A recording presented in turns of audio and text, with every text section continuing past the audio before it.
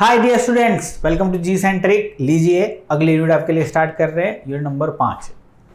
जब राउथ हर्विट्ज पढ़ रहा था वहाँ पे मैंने लिख दिया था नंबर 3, उसको 4 कर लेना क्योंकि 3 उसके पहले हम ऑलरेडी पढ़ चुके थे। आज 5th की बारी है और बच्चे इसका नाम है रूट लोकस। अब देखो, कंट्रोल सिस्टम की जब बात करते हैं तो वेरी इंपॉर्टेंट है। आप जानते हो 10 से 14 मार्क्स का क्वेश्चंस आते हैं, ये भी आप बात जानते हो। लेकिन क्या मैं आपसे पूछूं कि जब 4 यूनिट आप पढ़ चुके हो, यहाँ तक ढेर सारी प्रैक्टिस कर चुके हो आप लोग यहाँ तक, मैं आपसे क्वेश्चन पूछना चाह रहा हूँ, क्या ये नंबर लाना टफ है कंट्रोल सिस्टम में? आपने इतना तो फील कर लिया होगा ना यार, कंट्रोल सिस्टम तो बड़ा इजी सब्जेक्ट है यार। हाँ है भाई, वो उसका नेचर है। कंट्रोल सिस्टम एक इजी सब्जेक्ट है, उसके साथ साथ स्कोरिंग सब्जेक्ट भी है। तो आपकी पैनी निगाहें होनी चाहिए कि नहीं कंट्रोल सिस्टम पे। लेकिन इसका मतलब ये भी नहीं कि इजी है तो आप हल्के में ले लो।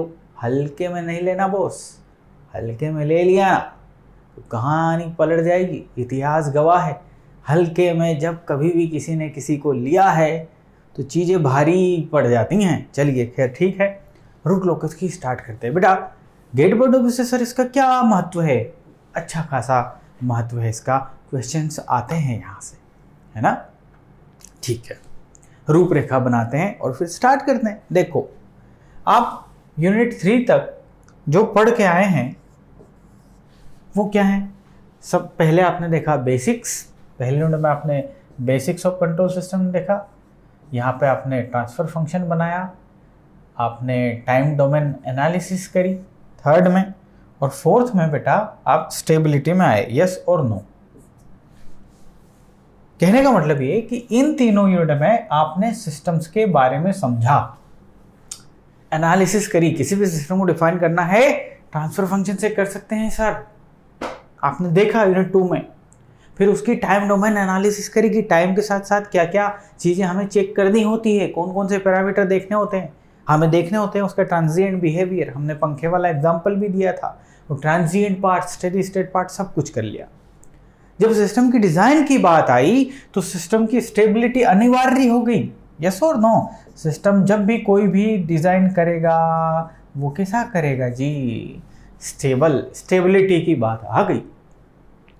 ठीक है, अब देखो आप 4th यूनिट में स्टेबिलिटी की बात कर ली हो, 5th यूनिट में भी स्टेबिलिटी की बात करेंगे, आगे आने वाली कई यूनिट्स में हम स्टेबिलिटी की बात करेंगे। तो जब 4th यूनिट में आपने बेटा स्टेबिलिटी की बात करी ना, तो आपने कौन सा क्राइटेरिया देखा था? RH criteria, Routh Hurwitz criteria for the stability. और ये क्या बोलता था? ये डायरेक्टली इसके जुगाड़ से यदि हम जाते थे तो हम डायरेक्टली फाइंड कर सकते थे कि सिस्टम क्या है सर, स्टेबल है या नहीं। यानी कि ये एब्सोल्यूट स्टेबिलिटी को आराम से कंक्लूड कर दे रहा है, एब्सोल्यूट स्टेबिलिटी को, यस और नो। आपके राउथ हर्विट्ज साहब यही तो निकाल के लेके आ रहे हैं। अब क्या है, जब बात रिलेटिव स्टेबिलिटी की आ रही है या बात ओवरऑल एनालिसिस, सिस्टम की पूरी एनालिसिस कर लो, वो देखो ये सिर्फ बता रहा है स्टेबल है या नहीं, दैट्स इट। उसके अंदर भी क्या बता पा रहा है कि सिस्टम अंडर डैम्ड है, ओवर डैम्ड है, अनडैम्ड है, सिस्टम का नेचर कैसा है। सिस्टम के नेचर की बातें में कुछ नहीं बता रहा, सिर्फ 2 ठुक बात कर रहा है, सिस्टम स्टेबल है या नहीं, that's it. That's why we called it कि ये एब्सोल्यूट स्टेबिलिटी बता रहा है भैया।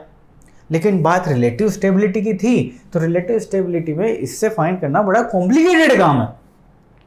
क्या कर रहे थे आप रिलेटिव स्टेबिलिटी के लिए? आप एक दूसरा प्लेन बना रहे थे z = 0 वाला, फिर इसकी इक्वेशन में वो z वाली टर्म डाल रहे थे, फाइनल z के टर्म में इक्वेशन बनाई आपने, उसके बाद फिर आरएच क्राइटेरिया को आप प्रोसीड किए, उसके बाद रिलेटिव स्टेबिलिटी। तो रिलेटिव स्टेबिलिटी के मामले में इसका थोड़ा स्क्रू ढीला है यार, है ना, किसका? आर स्टेबल का। लेकिन सबसे बड़ी बात है कि सिर्फ यस और नो बोल रहा है, एब्सोल्यूट स्टेबिलिटी के बारे में बता रहा है, दैट्स इट। अब क्या हुआ, एक और टेक्निक आ गई भैया, उसको बोलते हैं हम रूट लोकस टेक्निक। वो भी स्टेबिलिटी को ही कंक्लूड कर रहा है और टेक्निक का नाम है रूट लोकस। हम देखेंगे क्या रूट और क्या लोकस। अब ये जो है ना, ये आपको सब कुछ बताएगा, सिस्टम का नेचर के बारे में बताएगा, critically damped, under damped, over damped, undamped, frequency of oscillation आप फाइंड कर लोगे। लेकिन मेनली आप रिलेटिव स्टेबिलिटी को बहुत अच्छे से इससे बता पाओगे। क्या साहब?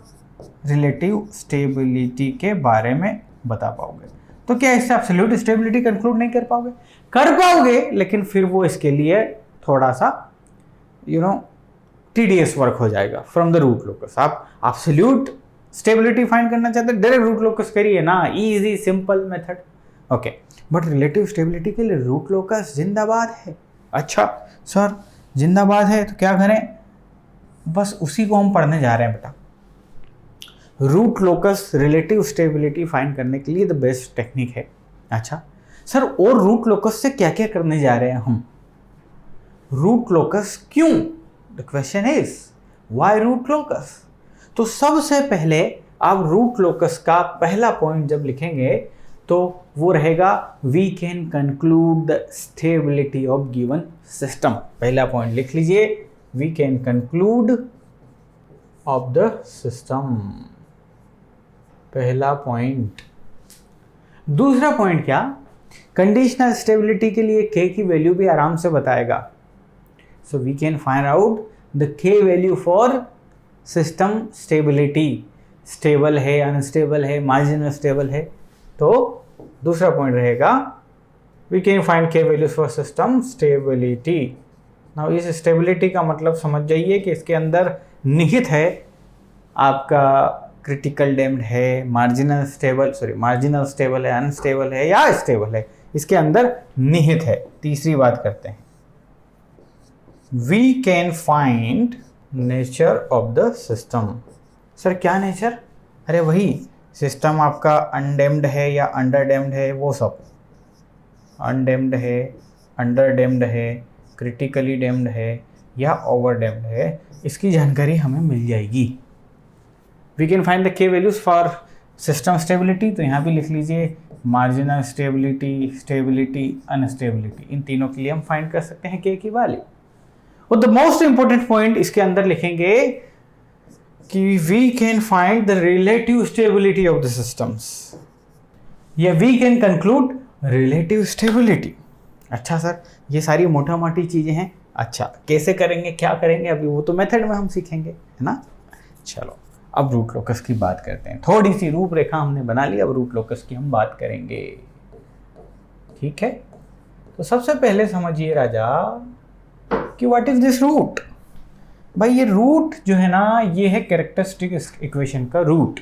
अच्छा सर, CH इक्वेशन का रूट, हाँ यस, CH इक्वेशन का root, CH equation root is nothing but the this root जो यहाँ पे लिखा हुआ है। तो जो CH इक्वेशन का रूट है वही तो क्लोज लूप पोल है भाई, क्लोज्ड लूप पोल है वो। जी हाँ सर है।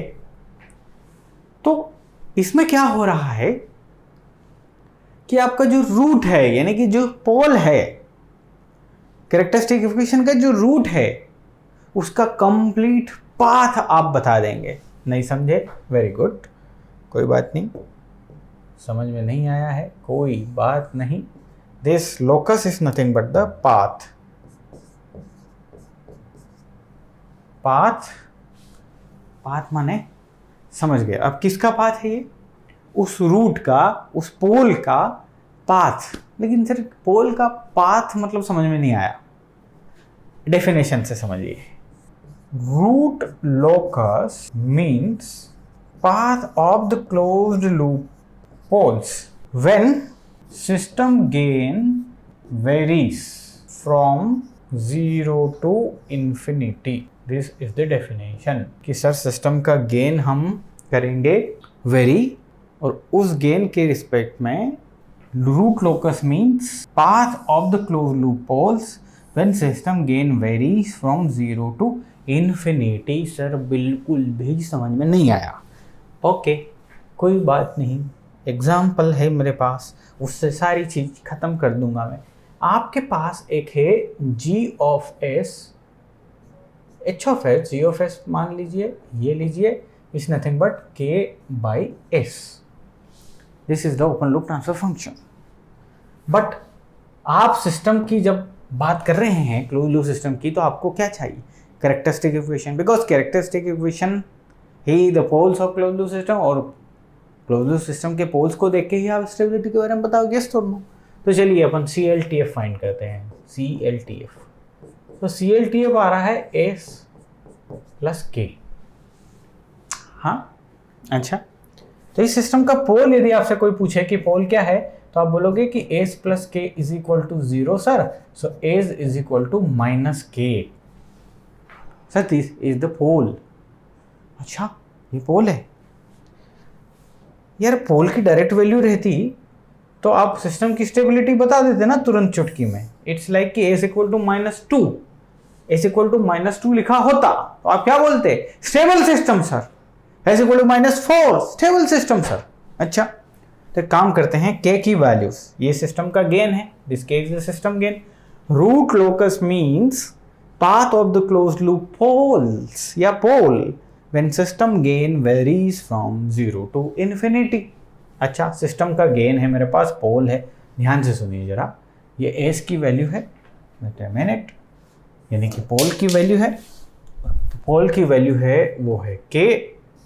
when K is equal to 0, pole की वैल्यू कितनी है, सॉरी ये है 0 value, so this is nothing but 0। K की वैल्यू 1 है बेटा, तो इसकी वैल्यू -1। ये 2 है बेटा, तो ये -3, एंड ये इनफाइनाइट है तो ये माइनस इनफाइनाइट। अब जरा ध्यान से देखो, कमाल होगा आपके सामने, अखियों के सामने। K इक्वल टू 0 पे S equal to 0, where is the S equal to 0, here. So ये है आपका pole when K is equal to 0, तो ये रहा पोल। K की वैल्यू 1, पोल का है -1 पे, ये -1। 2 पे कहाँ है बेटा, -2 पे। 3 पे कहाँ है बेटा, -3 पे। इन्फिनिटी पे मैं मान लेता हूँ, दिस इज एट -इन्फिनिटी। अब K की सारी वैल्यू लोगे 0 से infinity, integer value, non integer value, सारी वैल्यू लोगे, तो आप पाओगे कि ये पोल सर कुछ ऐसा बनेगा। ये जो पोल है ये 0 से इन्फिनिटी जा रहा है, यस 0 से इन्फाइनाइट जा रहा है, तो इसी को हमने बोला बेटा path. This is nothing but the locus. समझ में आई बात? और किसका लोकस है ये क्या है, ये क्लोज्ड लूप पोल है या नहीं? तो locus of what, closed loop locus या क्लोज्ड लूप पोल लोकस। तो इसीलिए हमने उसको बोल दिया root locus, because root is nothing but the characteristic equation का पोल।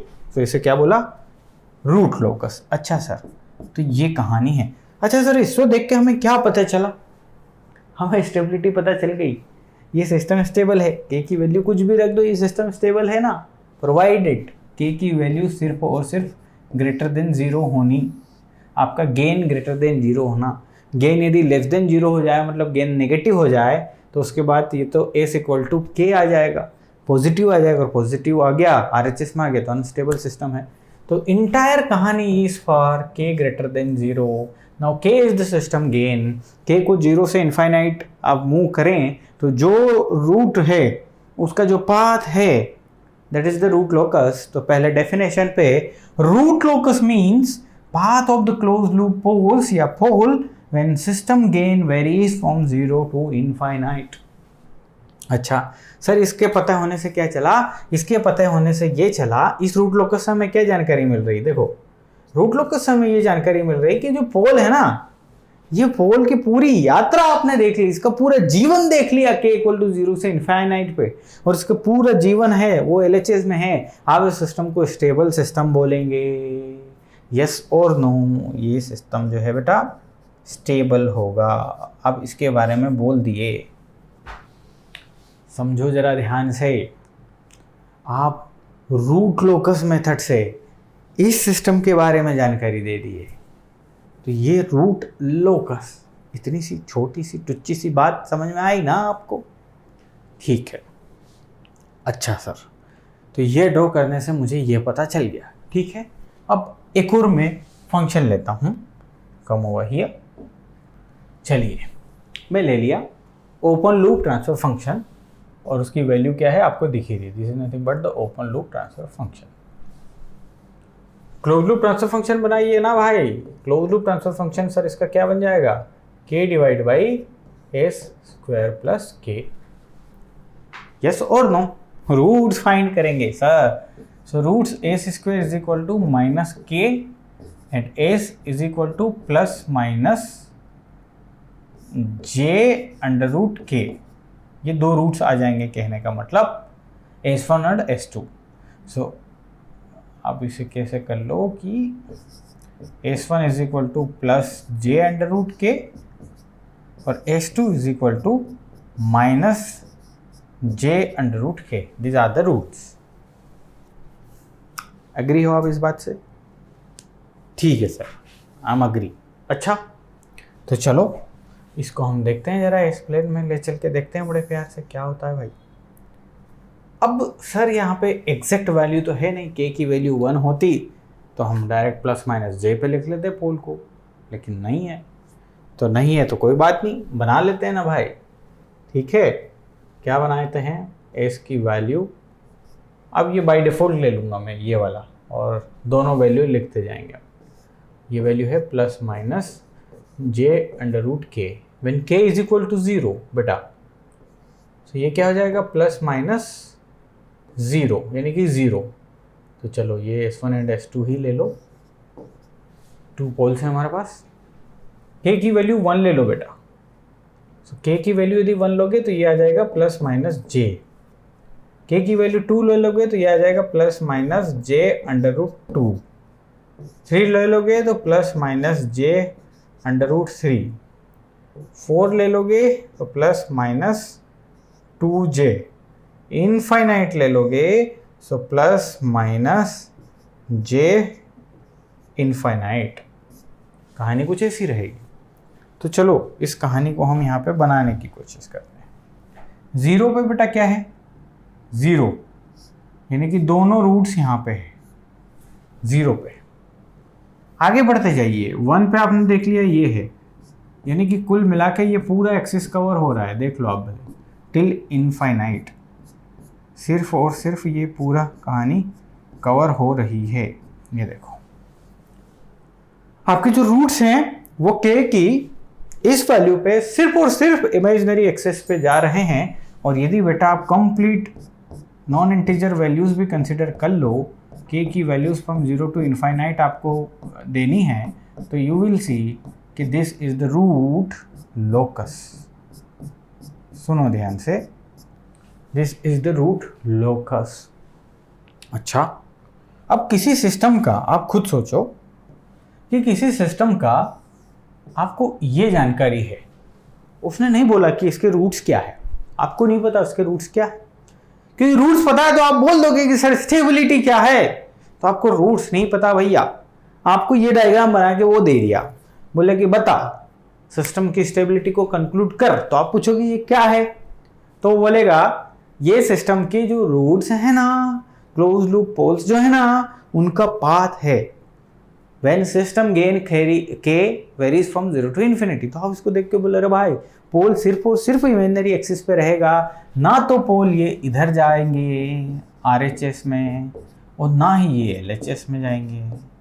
और आपको पता है कि कंप्लीट पोल्स हैं जो कि इमेजिनरी एक्सिस पे है, तो ये मार्जिनल स्टेबल सिस्टम है। यस और नो? कहाँ से पता चला ये मार्जिनल स्टेबल सिस्टम? आपको इस रूट लोकस से पता चला। ये जो रूट लोकस है ना, this is nothing but the root locus of this second order system.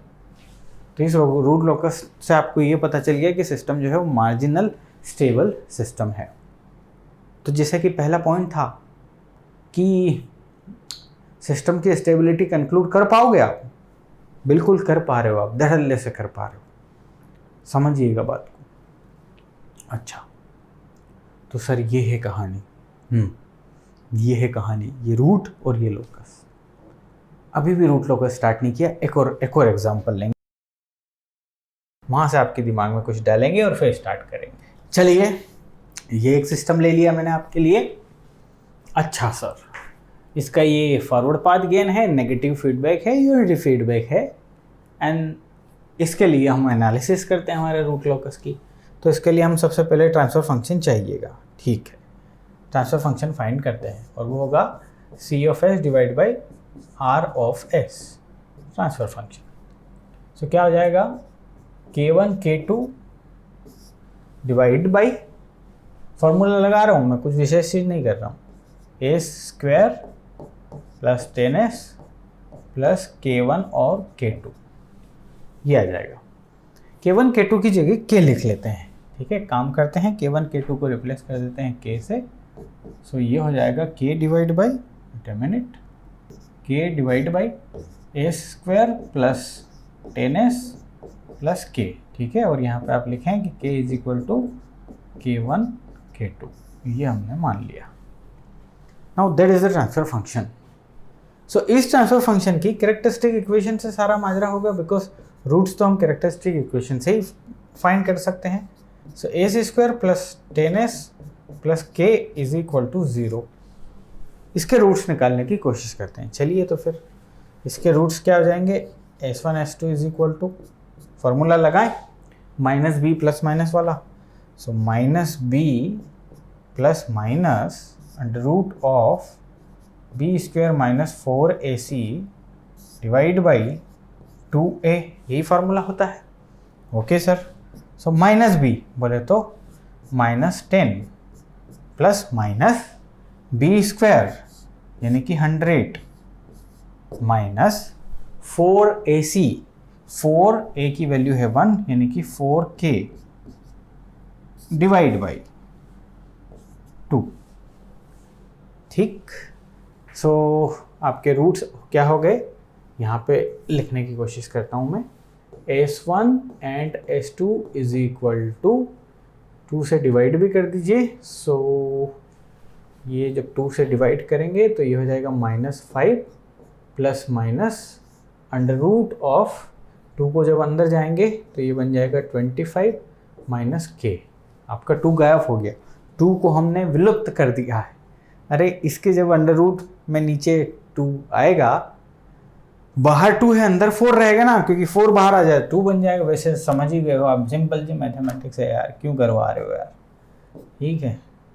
चलो ये बचेगा। अब k की वैल्यू हम रखेंगे और आगे बढ़ेंगे इसमें, ठीक है। अब जैसे k की वैल्यू मान लो 0 रखते हैं, चलो k की वैल्यू हम रख लेते हैं 0। तो k की वैल्यू 0 रखते हैं तो जरा ध्यान से देखो, ये हो जाएगा माइनस प्लस माइनस 25 बन जाएगा। तो 2 roots, minus plus 5 minus 5 minus 5। So एक 0 रूट आएगा और एक क्या आ रहा है बेटा, -10। समझ रहे हैं बात? अच्छा चलो k इक्वल टू आगे रखो, आप कुछ भी रख लो, 5 10 जो भी आपको रखना है। चलो मैं 25 रख लेता हूँ ताकि 25 को हम फिनिश कर सकें यहाँ से। तो ये हो जाएगा माइनस प्लस प्लस माइनस 0। सो 2 रूट्स आ गए, -5 -5, ये 2 रूट आ गए आपके।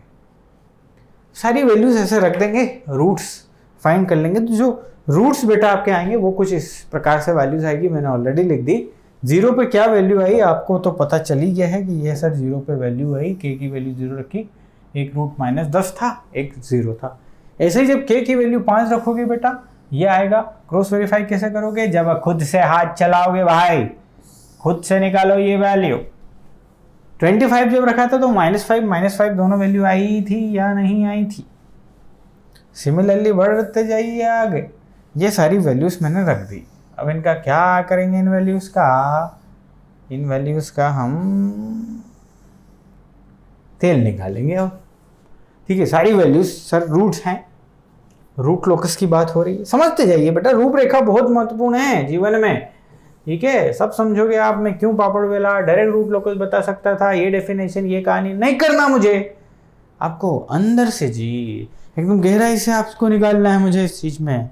कैमरा देखना पड़ता है बीच बीच में, एवरीथिंग इज परफेक्टली फाइन और नॉट। चलिए ठीक, तो 2 रूट्स हैं भाई, तो 2 रूट के हिसाब से सर कहानियां करेंगे आप? जी हाँ, कहानियां तो हम 2 रूट्स के हिसाब से ही चलाएंगे। देखो जरा कहानियों में क्या क्या है। k की वैल्यू रखो बेटा 0, रूट्स आएंगे 0 और -10। सो एक रूट है यहाँ पे और एक रूट मान लीजिए ये है। सो ये है -10 पे और ये है 0 पे, और यहाँ पे जो k की वैल्यू है बेटा वो क्या है, 0 है ना। और k इज इक्वल टू 0 पे है ये पूरी कहानी। समझ में आया? हाँ, आगे बढ़े। k की वैल्यू जब 5 रखी तो ये आया 9.47 और -0.53।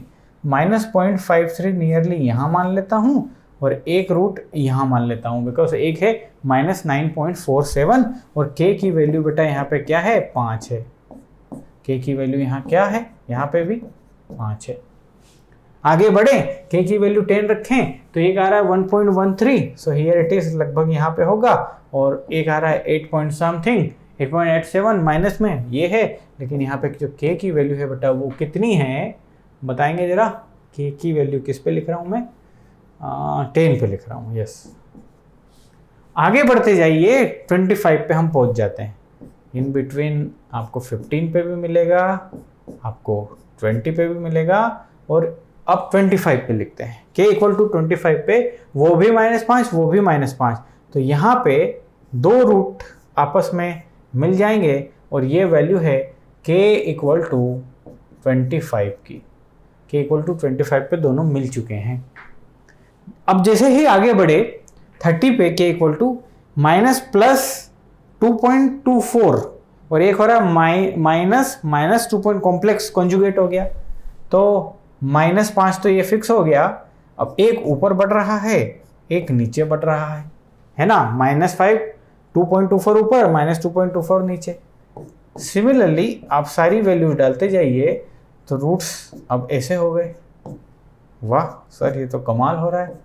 हाँ जी कमाल तो हो रहा है, आप लोग कर रहे हैं कमाल। और ये लाइक दिस इज द कहानी। इन्फिनिटी चले जाइए, आप कुछ भी चले जाइए, आपकी कहानी सेटल डाउन कुछ ऐसी ही होगी। तो एक काम करें, अब ये रूट की बजाय इनको हम क्या करें, ऐसे बना दें। यहाँ से हम चले और ये रूट इधर से आया, दोनों यहाँ टकराए और ऊपर चला गया और नीचे चला गया। ये जो गाढ़ा सा स्ट्रक्चर सॉलिड सा ये दिख रहा है, दिस इज रूट लोकस और not tell me. Yes sir, this is the root locus of the given system जो हमने लिया था ये सिस्टम, और इसका रूट लोकस है ये। समझ गए ना बात को। दिस कहानी is nothing but the root locus. अब देखो इस रूट लोकस को देख के आप क्या पता पाओगे कि सिस्टम क्या है, स्टेबल है। वो भी कैसा, कंप्लीट स्टेबल सिस्टम है, बिकॉज इसका रूट एक भी RHS में गया क्या, नहीं। तो आप स्टेबिलिटी को कंक्लूड कर पा रहे हो। अच्छा यस, स्टेबिलिटी कंक्लूड। हमने एक पॉइंट लिखा था कि नेचर को कंक्लूड कर पाओगे, तो नेचर कैसे कंक्लूड होगा देखना जरा, अब ध्यान से देखना।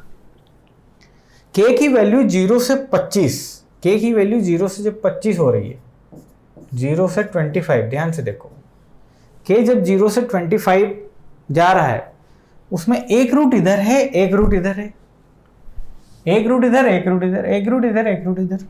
जब k 0 से 25 नहीं आया तब तक सिनेरियो क्या था, एक रूट इधर था एक इधर था एक इधर था। अब आप पढ़ चुके हो टाइम डोमेन, दो रूट्स हैं, एक इधर एक इधर। ये किसको शो करता है, ये ओवर डैम्ड सिस्टम को शो करता है। यानी कि ये गिवन सिस्टम जो है ना बेटा, ये k की वैल्यू 0 से 25 के बीच में पक्का ओवर डैम्ड सिस्टम है। अच्छा, अब k इक्वल टू एग्जैक्ट 25 लेते हैं और 25 जैसे लिए दोनों रूट एक जगह मिल गए साहब, तो दोनों रूट एक जगह मिल गए तो ये क्रिटिकली डैम्ड सिस्टम हो गया। यानी कि k इक्वल टू 25 पे ये क्रिटिकली डैम्ड सिस्टम है। अच्छा, अब k की वैल्यू आप ग्रेटर देन 25 ले लो टिल इंफिनिटी, तो सिस्टम में आपने कॉम्प्लेक्स कॉन्जुगेट्स रूट्स आ गए बेटा, और कॉम्प्लेक्स कॉन्जुगेट रूट्स आ गए मतलब सिस्टम क्या बन गया, अंडर डैम्ड सिस्टम बन गया। क्या बन गया, अंडर डैम्ड सिस्टम।